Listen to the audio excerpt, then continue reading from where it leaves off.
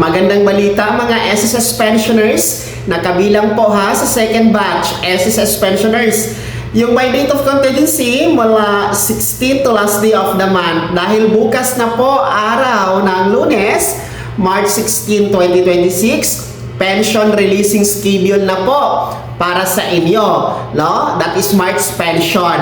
And atabayanan nyo po bukas sa inyong ATM card kasi mahuhulog na ang inyong Marso na pension. Tandaan nyo po, walang dagdag na magaganap, no? Walang pagbabago sa halaga dahil wala pa po tayong pension increase, no? Setyembre pa kasi yan mangyayari yung second round ng SSS pension reform program.